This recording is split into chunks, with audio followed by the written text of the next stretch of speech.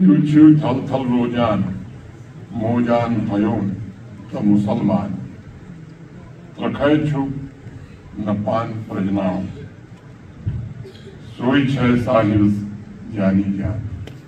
अर्थात इसका अनुवाद वह सर्वव्याप्त है, इसलिए हिंदू और मुसलमान का भेद न कर यदि तुम प्रबुद्ध हो तो अपने आप को पहचानो, साहिब की वही असली पहचान है।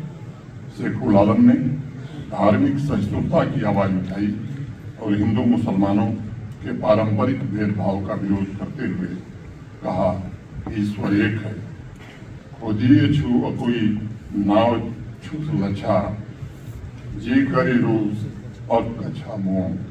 अर्थात खुदा एक है जिसके लाखों नाम हैं तथा समस्त चर एवं अचल जगत उसके प्रकाश से व्याप्त है। शैव भक्ति और इस्लाम का यह बेहतरीन संगम जम्मू कश्मीर के अलावा दुनिया में कहीं और देखने को नहीं मिल सकता। यही वह धरती है जहाँ ऋषि परंपरा में हिंदू और मुसलमान दोनों गुरुओं को समान आदर और सम्मान दिया गया। अगर शेख उल आलम अवाम को आगे बढ़ने की प्रेरणा देते हुए कहते हैं कि तलवार को तोड़कर हंसिया बनाओ, तो योगिनी लल्लेश्वरी कहती हैं कि सहनशीलता की बिजली की कौन और बादल की गर्जन है। मैं समझता हूँ यही भारतीय जीवन दर्शन का निचोड़ भी है।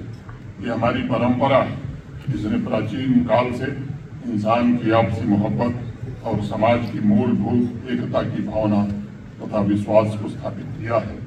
और कुरान में पैगंबर मोहम्मद साहब का संदेश यही है कि हर चीज अपनी प्रकृति से चलती है, उनमें कोई टकराव नहीं है। और कुरान में लिखा है कि न सूरज के वश में है कि चांद को पकड़ ले और न रात दिन से पहले आ सकती है, बल्कि सब एक दायरे में तैर रहे हैं।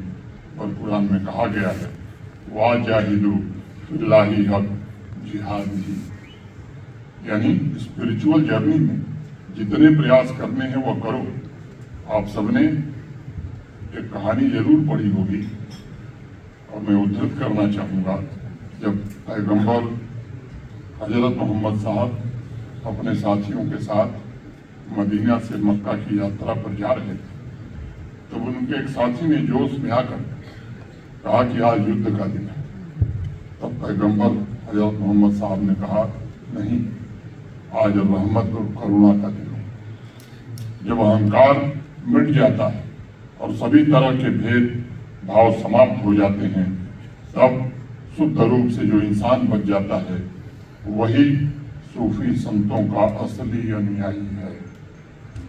सूफी फकीर जलालुद्दीन रूमी अपने एक गीत में लिखा है, एक स्त्री के दरवाजे पर किसी ने दस्तक दी और उसने भीतर से पूछा, कौन है?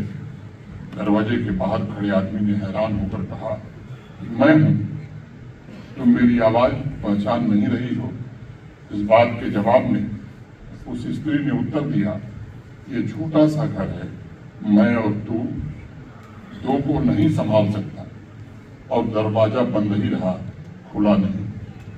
वो आदमी बड़ा निराश हुआ। उस स्त्री का प्रेमी था और उसे जीवन में पहली बार बड़ा धक्का लगा।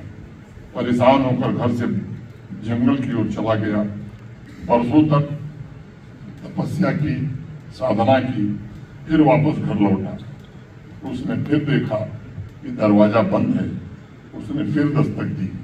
अंदर से फिर उसी स्त्री की आवाज आई, कौन है?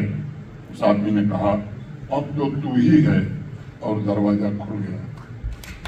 मित्रों, जब भी मैं इस गीत के बारे में सोचता हूँ, मुझे लगता है कि ऐसी बात कहने की हिम्मत कोई सूफी फकीर ही कर सकता है